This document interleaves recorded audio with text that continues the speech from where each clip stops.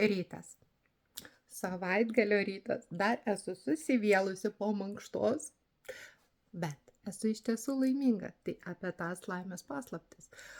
Kažkada profesionaliai teko man sportuoti. Ir mano visas kūnas vis sakydavo, nu dar trupučiuką, nu dar pasistenk. Atėjo laikas, pagimdžiau 5 vaikus. Ir kas gausi? Aišku, mano sportam buvo pasakyta ate. Taigi, ir prieš 2 metus pradėjau vaikščioti. Tų metų rekordai tai mane pačią nustebino. Tai buvo 25 kilometrai per vieną sekmadienį, po to 36, po to 48.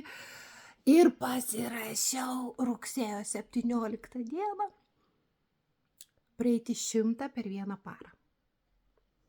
Praėjau. Turėjau nuostabią komandą. Jie taip pat ėjom kartu. Tai nebuvo lengva. Buvo momentai, kai, žinokit, va taip, kojytė nuo kojytės. Aš stengiausi tuo momentu gerti arbatą ir kad tik neatsisėsti. Bet savo rekorduose turiu tą nuostabų 100.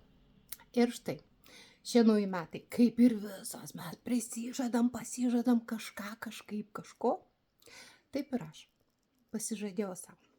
Jau prieš naujus metus, gruodžio kažkur 1 savaitę, vieną rytą atsikėlus, nustojau gerti kavą.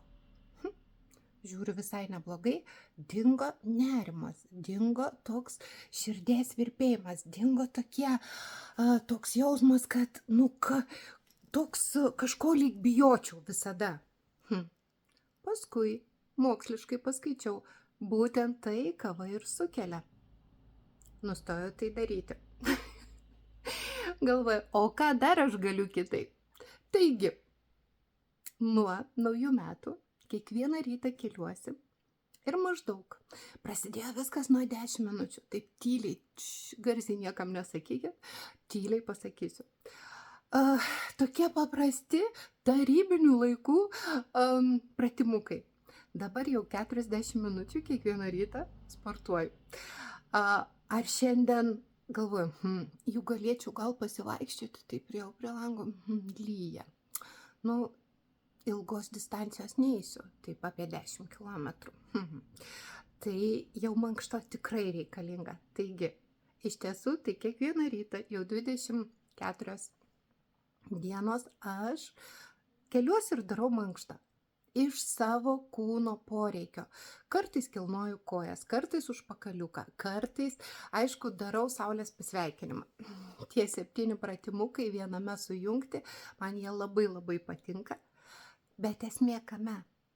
Aš esu laiminga. Ir tas laimės pojūtis, jis eina ne dėl kažko.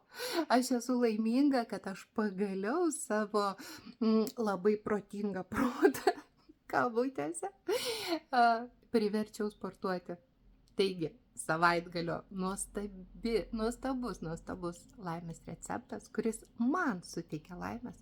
Aš su jumis dalinuosi būtent tai, kas man suteikia laimės, kas man suteikia džiaugsmo, kas man suteikia pakilę nuotaiką. Tai yra rytinė mankšta. Ar tai bus lengva? Ne.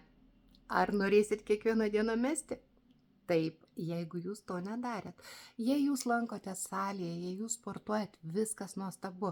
Jūs ir turit, bet jūs turit vis kažką keisti, kad protas pradėtų jaustis, vau, čia aš ir tai galiu, vau, čia ir tas man pavyko, vau, galbūt aš rytoj jau tą kavą gersiu. Ir galbūt rytoj nebesimankštinsiu, bet tikrai mankštinsiuos. Nes esu savo žodį davus. Taigi, tai va čia ir yra tie paprasti laimės receptai. Su jumis Eligija ir skaičių magija. Spauskit patiktuką, spauskit, užprenumeruokit.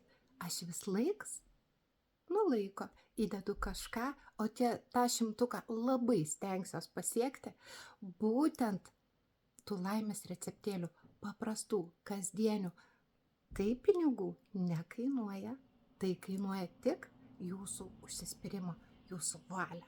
Tai į priekį ir būkim visi laimingi.